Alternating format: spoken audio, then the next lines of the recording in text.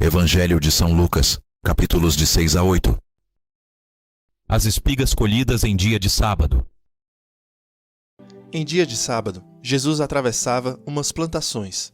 Seus discípulos iam colhendo espigas de trigo, debulhavam-nas na mão e comiam. Alguns dos fariseus lhes diziam: "Por que fazeis o que não é permitido no sábado?"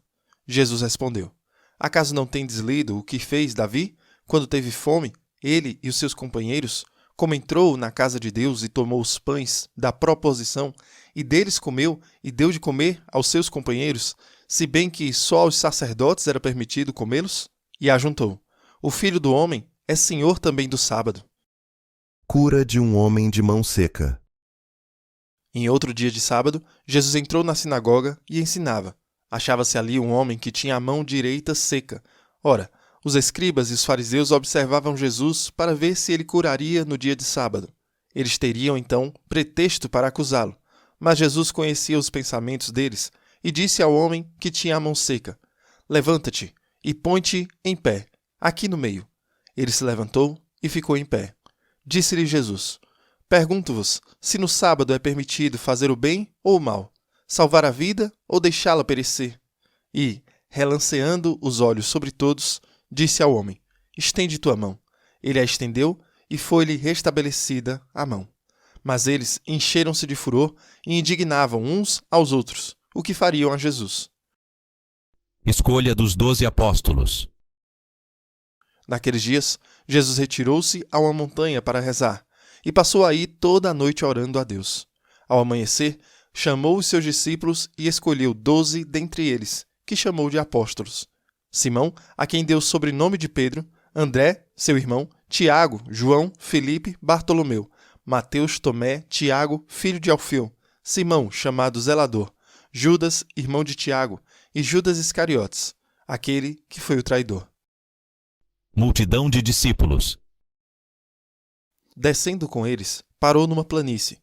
Aí se achava um grande número de seus discípulos e uma grande multidão de pessoas vindas da Judeia, de Jerusalém, da região marítima, de Tiro e Sidônia, que tinham vindo para ouvi-lo e serem curadas de suas enfermidades.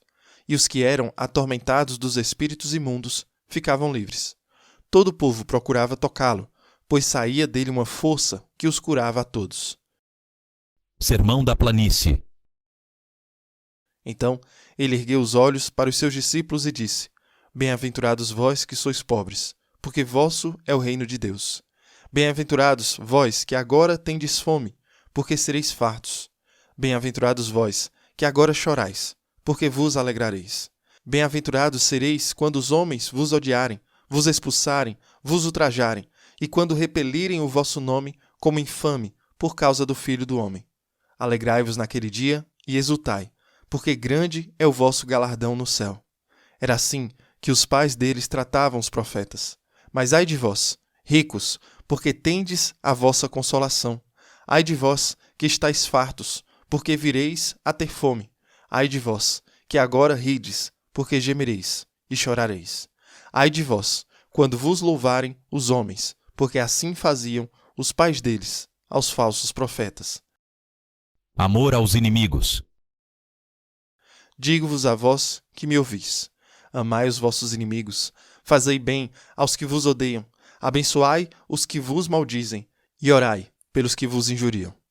Ao que te ferir numa face, oferece-lhe também a outra, e ao que te tirar a capa, não impeças de levar também a túnica. Dá a todo o que te pedir, e ao que tomar o que é teu, não lhe reclames. O que quereis que os homens vos façam, fazei-o também a eles. Se amais os que vos amam, que recompensa mereceis? Também os pecadores amam aqueles que os amam. E se fazeis bem aos que vos fazem bem, que recompensa mereceis? Pois o mesmo fazem também os pecadores. Se emprestais àqueles de quem esperais receber, que recompensa mereceis? Também os pecadores emprestam aos pecadores, para receberem outro tanto. Pelo contrário, amai os vossos inimigos, fazei bem e emprestai, sem daí esperar nada. E grande será a vossa recompensa, e sereis filhos do Altíssimo, porque ele é bom para com os ingratos e maus. Sede misericordiosos, como também vosso Pai é misericordioso. Não julgueis, e não sereis julgados. Não condeneis, e não sereis condenados. Perdoai, e sereis perdoados. Dai, e vos será dado. Será colocada em vosso regaço medida boa, cheia, recalcada e transbordante. Porque, com a mesma medida com que medirdes, sereis medidos vós também. Verdadeiros discípulos. Propôs-lhes também esta comparação. Pode acaso um cego guiar o outro? Não cairão ambos na cova? O discípulo não é superior ao mestre, mas todo discípulo perfeito será como seu mestre. Por que vês tu o argueiro no olho de teu irmão e não reparas na trave que está no teu olho? Ou como podes dizer a teu irmão, deixa-me, irmão, tirar de teu olho o argueiro, quando tu não vês a trave no teu olho? Hipócrita, tira primeiro a trave do teu olho, e depois enxergarás para tirar o argueiro do olho de teu irmão. Uma árvore boa não dá frutos maus, uma árvore má não dá bom fruto. Porquanto cada árvore se conhece pelo seu fruto. Não se colhem figos dos espinheiros, nem se apanham uvas dos abrolhos. O homem bom tira coisas boas do bom tesouro do seu coração, e o homem mau tira coisas más do seu mau tesouro. Porque a boca fala daquilo de que o coração está cheio. Por que me chamais Senhor, Senhor, e não fazeis o que digo? Todo aquele que vem a mim ouve as minhas palavras e as pratica. Eu vos mostrarei a quem é semelhante. É semelhante ao homem que, edificando uma casa, cavou bem fundo e pôs os alicerces sobre a rocha. As águas transbordaram, precipitaram-se as torrentes contra aquela casa e não a puderam abalar, porque ela estava bem construída. Mas aquele que as ouve e não as observa é semelhante ao homem que construiu a sua casa sobre a terra movediça, sem alicerces. A torrente investiu contra ela, e ela logo ruiu, e grande foi a ruína daquela casa. O servo do centurião. Tendo Jesus concluído todos os seus discursos ao povo que o escutava, entrou em Cafarnaum. Havia lá um centurião que tinha um servo a quem muito estimava e que estava à morte. Tendo ouvido falar de Jesus, enviou-lhe alguns anciãos dos judeus, rogando-lhe que o viesse curar. Aproximando-se eles de Jesus, rogavam-lhe encarecidamente: Ele bem merece que lhe faças este favor, pois é amigo da vossa nação, e foi ele mesmo quem nos edificou uma sinagoga. Jesus então foi com eles, e já não estava longe da casa, quando o centurião lhe mandou dizer por amigos seus: Senhor, não te incomodes tanto assim, porque não sou digno de que entres em minha casa. Por isso, nem me achei digno de chegar-me a ti, mas dize somente uma palavra, e o meu servo será curado. Pois também eu, simples subalterno, tenho soldados às minhas ordens, e digo a um, vai ali, e ele vai, e a outro, vem cá, e ele vem, e ao meu servo, faz isto, e ele faz. Ouvindo essas palavras, Jesus ficou admirado, e voltando-se para o povo que o ia seguindo, disse: Em verdade vos digo, nem mesmo em Israel encontrei tamanha fé. Voltando para a casa do centurião, os que haviam sido enviados encontraram o servo curado. O filho da viúva de Naim. No dia seguinte, dirigiu-se Jesus a uma cidade chamada Naim, e eu com ele diversos discípulos e muito povo. Ao chegar perto da porta da cidade, eis que levavam um defunto a ser sepultado, filho único de uma viúva. Acompanhava muita gente da cidade. Vendo-a, o Senhor, movido de compaixão para com ela, disse-lhe: Não chores. E aproximando-se, tocou no esquife, e os que o levavam pararam. Disse Jesus: Moço, eu te ordeno, levanta-te. Sentou-se o que estivera morto, e começou a falar. E Jesus entregou-o à sua mãe. Apoderou-se de todos o temor, e glorificavam a Deus, dizendo: Um grande profeta surgiu entre nós. Deus voltou os olhos para o seu povo. A notícia desse fato correu por toda a Judeia e por toda a circunvizinhança. Jesus e João Batista. Os discípulos de João contaram-lhe todas estas coisas. E João chamou 2 dos seus discípulos e enviou-os a Jesus, perguntando: És tu o que há de vir, ou devemos esperar por outro? Chegando estes homens a ele, disseram: João Batista enviou-nos a ti, perguntando: És tu o que há de vir, ou devemos esperar por outro? Ora, naquele momento Jesus havia curado muitas pessoas de enfermidades, de doenças e de espíritos malignos, e dado a vista a muitos cegos. Respondeu-lhes ele: Ide anunciar a João o que tendes visto e ouvido. Os cegos veem, os coxos andam, os leprosos ficam limpos, os surdos ouvem, os mortos ressuscitam. Aos pobres é anunciado o evangelho. E bem-aventurado é aquele para quem eu não for ocasião de queda. Depois que se retiraram os mensageiros de João, ele começou a falar de João ao povo. Que fostes ver no deserto? Um caniço agitado pelo vento? Mas que fostes ver? Um homem vestido de roupas finas? Mas os que vestem roupas preciosas e vivem no luxo estão nos palácios dos reis. Mas, enfim, que fostes ver? Um profeta? Sim, digo-vos, e mais do que profeta. Este é aquele de quem está escrito: Eis que envio o meu mensageiro ante a tua face. Ele preparará o teu caminho diante de ti. Pois vos digo, entre os nascidos de mulher não há maior que João. Entretanto, o menor no reino de Deus é maior do que ele. Ouvindo-o todo o povo, e mesmo os publicanos, deram razão a Deus, fazendo-se batizar com o batismo de João. Os fariseus, porém, e os doutores da lei, recusando seu batismo, frustraram o desígnio de Deus a seu respeito. Desculpas dos incrédulos. A quem compararei os homens desta geração? Com quem se assemelham? São semelhantes a meninos que, sentados na praça, falam uns com os outros, dizendo: Tocamos a flauta e não dançastes. Entoamos lamentações e não chorastes. Pois veio João Batista, que nem comia pão nem bebia vinho, e dizeis: Ele está possuído do demônio. Veio o Filho do Homem, que come e bebe, e dizeis: Eis um comilão e beberrão, amigo dos publicanos e libertinos. Mas a sabedoria foi justificada por todos os seus filhos. A pecadora perdoada. Um fariseu convidou Jesus a ir comer com ele. Jesus entrou na casa dele e pôs-se à mesa. Uma mulher pecadora da cidade, quando soube que estava à mesa em casa do fariseu, trouxe um vaso de alabastro cheio de perfume e, estando a seus pés, por detrás dele, começou a chorar. Pouco depois, suas lágrimas banhavam os pés do Senhor, e ela os enxugava com seus cabelos. Beijava-os e os ungia com perfume. Ao presenciar isso, o fariseu, que o tinha convidado, dizia consigo mesmo: Se este homem fosse profeta, bem saberia quem e qual é a mulher que o toca, pois é pecadora. Então, Jesus lhe disse: Simão, tenho uma coisa a dizer-te. Fala, mestre, disse ele. Um credor tinha 2 devedores. Um lhe devia 500 denários e o outro 50. Não tendo eles com o que pagar, perdoou a ambos a sua dívida. Qual deles o amará mais?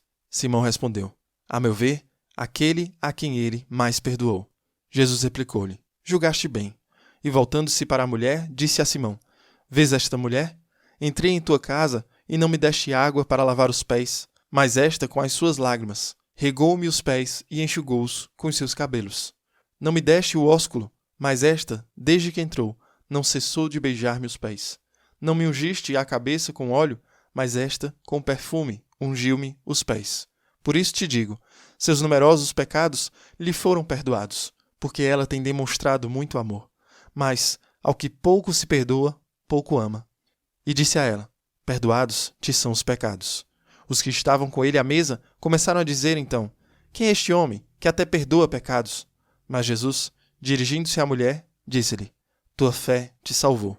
Vá em paz. Piedosas mulheres acompanham Jesus. Depois disso, Jesus andava pelas cidades e aldeias anunciando a boa nova do reino de Deus. Os 12 estavam com ele, como também algumas mulheres que tinham sido livradas de espíritos malignos e curadas de enfermidades. Maria, chamada Madalena, da qual tinham saído 7 demônios. Joana, mulher de Cusa, procurador de Herodes. Susana e muitas outras, que o assistiram com as suas posses. Parábola do semeador. Havia se reunido uma grande multidão. Eram pessoas vindas de várias cidades para junto dele. Ele lhes disse esta parábola: Saiu o semeador a semear a sua semente. E ao semear, parte da semente caiu à beira do caminho. Foi pisada e as aves do céu a comeram. Outra saiu no pedregulho e, tendo nascido, secou, por falta de umidade. Outra caiu entre os espinhos, cresceram com ela os espinhos e sufocaram-na. Outra, porém, caiu em terra boa. Tendo crescido, produziu fruto 100 por 1. Dito isso, Jesus acrescentou, alteando a voz: Quem tem ouvidos para ouvir, ouça. Os seus discípulos perguntaram-lhe a significação desta parábola. Ele respondeu: A vós é concedido conhecer os mistérios do reino de Deus, mas aos outros se lhes fala por parábolas, de forma que vendo não vejam e ouvindo não entendam. Eis o que significa esta parábola. A semente é a palavra de Deus. Os que estão à beira do caminho são aqueles que ouvem, mas depois vem o demônio e lhes tira a palavra do coração, para que não creiam nem se salvem. Aqueles que a recebem em solo pedregoso são os ouvintes da palavra de Deus, que a acolhem com alegria, mas não têm raiz, porque creem até certo tempo, e na hora da provação a abandonam. A que caiu entre os espinhos, estes são os que ouvem a palavra, mas, prosseguindo o caminho, são sufocados pelos cuidados, riquezas e prazeres da vida, e assim os seus frutos não amadurecem. A que caiu na terra boa são os que ouvem a palavra com um coração reto e bom, retém-na e dão fruto pela perseverança. Lâmpada que deve brilhar. Ninguém acende uma lâmpada e a cobre com um vaso ou a põe debaixo da cama, mas a põe sobre um castiçal, para iluminar os que entram. Porque não há coisa oculta que não acabe por se manifestar, nem secreta que não venha a ser descoberta. Vede, pois, como é que ouvis, porque ao que tiver lhe será dado, e ao que não tiver, até aquilo que julga ter lhe será tirado. A mãe e os irmãos de Jesus. A mãe e os irmãos de Jesus foram procurá-lo, mas não podiam chegar-se a ele por causa da multidão. Foi-lhe avisado: tua mãe e teus irmãos estão lá fora e desejam ver-te. Ele lhes disse: minha mãe e meus irmãos são estes, que ouvem a palavra de Deus e a observam. A tempestade acalmada. Num daqueles dias, ele subiu com os seus discípulos a uma barca. Disse ele: passemos à outra margem do lago. E eles partiram. Durante a travessia, Jesus adormeceu. Desabou então uma tempestade de vento sobre o lago. A barca enchia-se de água e eles se achavam em perigo. Aproximaram-se dele então e o despertaram com este grito: Mestre, mestre, nós estamos perecendo. Levantou-se ele e ordenou aos ventos e à fúria da água que se acalmassem. E se acalmaram, e logo veio a bonança. Perguntou-lhes então: onde está a vossa fé? Eles, cheios de respeito e de profunda admiração, diziam uns aos outros: quem é este, a quem os ventos e o mar obedecem? O possesso de Genezaré. Navegaram para a região dos Gerazenos, que está defronte da Galiléia. Mal saltou em terra, veio-lhe ao encontro um homem dessa região, possuído de muitos demônios. Há muito tempo não se vestia nem parava em casa, mas habitava no cemitério. Ao ver Jesus, prostrou-se diante dele e gritou em alta voz: por que te ocupas de mim, Jesus, Filho do Altíssimo? Rogo-te, não me atormentes. Porque Jesus ordenara ao espírito imundo que saísse do homem, pois há muito tempo que se apoderara dele, e guardavam-no preso em cadeias e com grilhões nos pés. Mas ele rompia as cadeias e era impelido pelo demônio para os desertos. Jesus perguntou-lhe: qual é o teu nome? Ele respondeu: Legião, porque eram muitos os demônios que nele se ocultavam. E pediam-lhe que não os mandasse ir para o abismo. Ora, andava ali pastando no monte uma grande manada de porcos. Rogaram-lhe os demônios que lhe permitisse entrar neles. Ele permitiu. Saíram, pois, os demônios do homem e entraram nos porcos. E a manada de porcos precipitou-se pelo despenhadeiro impetuosamente no lago e afogou-se. Quando aqueles que os guardavam viram o acontecido, fugiram e foram contá-lo na cidade e pelo campo. Saíram eles, pois, a ver o que havia ocorrido. Chegaram a Jesus e acharam a seus pés, sentado, vestido e calmo, o homem de quem haviam sido expulsos os demônios. E, tomados de medo, ouviram das testemunhas a narração desse exorcismo. Então, todo o povo da região dos Gerazenos rogou a Jesus que se retirasse deles, pois estavam possuídos de grande temor. Jesus subiu à barca para regressar. Nesse momento, pedia-lhe o homem de quem tinham saído os demônios, para ficar com ele. Mas Jesus despediu, dizendo: volta para casa e conta quanto Deus te fez. E ele se foi, publicando por toda a cidade essas grandes coisas. A filha de Jairo. Cura de uma doente. À sua volta, Jesus foi recebido por uma multidão que o esperava. O chefe da sinagoga, chamado Jairo, foi ao seu encontro, lançou-se a seus pés e rogou-lhe que fosse à sua casa, porque tinha uma filha única, de uns 12 anos, que estava para morrer. Jesus dirigiu-se para lá, comprimido pelo povo. Ora, uma mulher que padecia de um fluxo de sangue havia 12 anos e tinha gasto com médicos todos os seus bens, sem que nenhum a pudesse curar, aproximou-se dele por detrás e tocou-lhe a orla do manto. E no mesmo instante, lhe parou o fluxo de sangue. Jesus perguntou: quem foi que me tocou? Como todos negassem, Pedro e os que com ele estavam disseram: Mestre, a multidão te aperta de todos os lados. Jesus replicou: alguém me tocou, porque percebi sair de mim uma força. A mulher viu-se descoberta, e foi tremendo, e prostrou-se aos seus pés, e declarou diante de todo o povo o motivo por que o havia tocado, e como logo ficara curada. Jesus disse-lhe: Minha filha, tua fé te salvou. Vá em paz. Enquanto ainda falava, veio alguém e disse ao chefe da sinagoga: Tua filha acaba de morrer. Tua filha acaba de morrer. Não incomodes mais o mestre. Mas Jesus o ouviu e disse a Jairo: Não temas, crê somente, e ela será salva. Quando Jesus chegou à casa, não deixou ninguém entrar com ele, senão Pedro, Tiago, João, com o pai e a mãe da menina. Todos, entretanto, choravam e se lamentavam. Mas Jesus disse: Não choreis, a menina não morreu, mas dorme. Zombavam dele, pois sabiam bem que estava morta. Mas segurando ele a mão dela, disse em alta voz: Menina, levanta-te. Voltou-lhe a vida e ela levantou-se imediatamente. Jesus mandou que lhe dessem de comer. Seus pais ficaram tomados de pasmo. Jesus ordenou-lhes que não contassem a pessoa alguma o que se tinha passado. Explicação dos capítulos de 6 a 8. Muito bem, chegamos aqui então ao capítulo 6, 7 e 8 de Lucas. E o Padre Mike disse que um dos problemas de ler todos os 4 evangelhos é que é difícil lembrar o que destacamos nos 3 evangelhos anteriores, porque tem muita ação envolvida. Nós passamos por 3 capítulos hoje, e cada um desses capítulos está cheio de ação. Então aqui estamos nós. No Evangelho de Mateus tivemos o Sermão da Montanha, no Evangelho de Lucas temos o Sermão da Planície. É muito semelhante ao Sermão da Montanha. É uma forma abreviada do que Jesus deve ter pregado múltiplas vezes. Jesus deve ter ensinado as bem-aventuranças, as bênçãos e desgraças, onde quer que fosse. Jesus deve ter ensinado a amar também os inimigos. Quando Jesus ensina sobre o amor aos inimigos, ele está pedindo para fazer algo que é radicalmente diferente.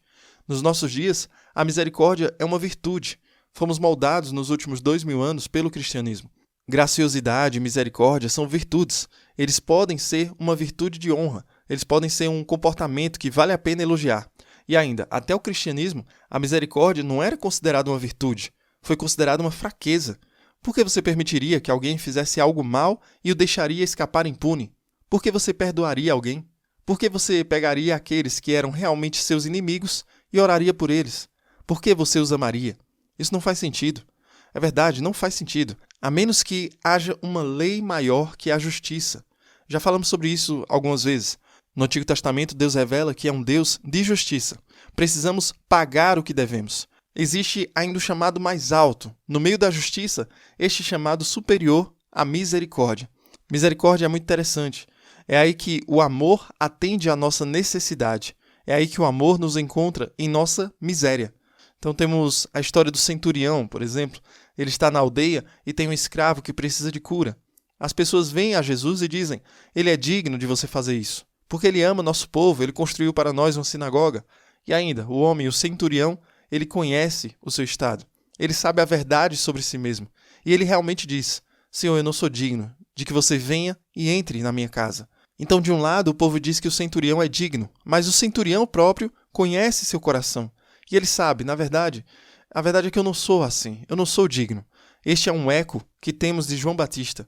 Ontem, quando lemos a história do batismo de Jesus, João Batista disse: Não sou digno de desatar as correias das suas sandálias.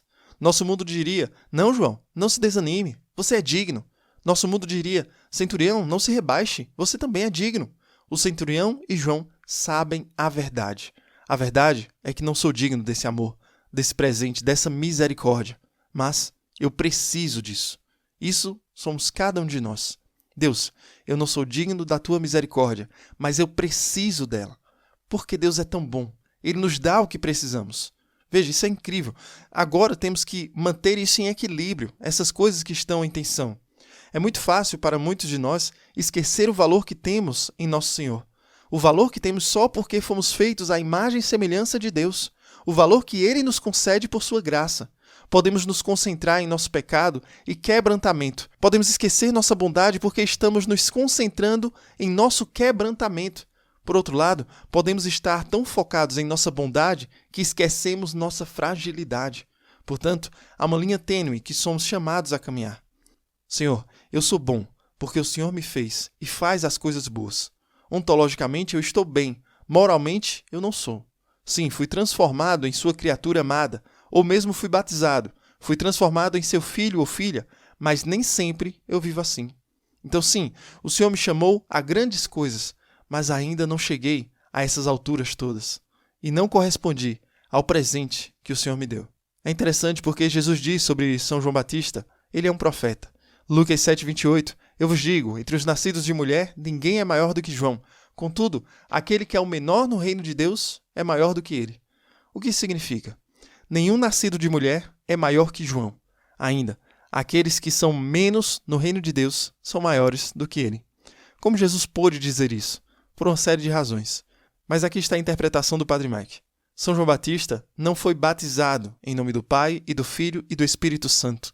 São João Batista não recebeu o dom de ser adotado pelo Pai. Agora ele recebeu muitos outros presentes. É o maior profeta, não um dos maiores. É o maior. Já conhecemos todos os profetas. Nós sabemos o quão incríveis eles eram. Aqui está São João, que é o maior. E ainda, o dom dado a você e a mim em nosso batismo, onde Deus nos torna seus filhos e filhas amados, ele nos adota como seus filhos e filhas.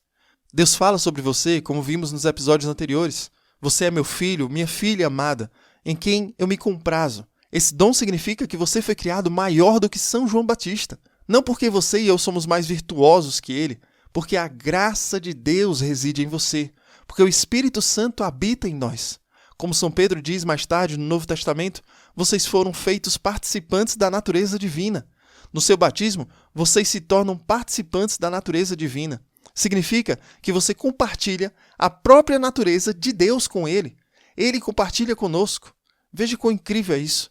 Como faço para viver de acordo com isso? Sozinho? Não consigo. Mas com Deus tudo é possível. Por isso, continuamos a orar e a pedir a Deus que nos ajude para cumprir este chamado.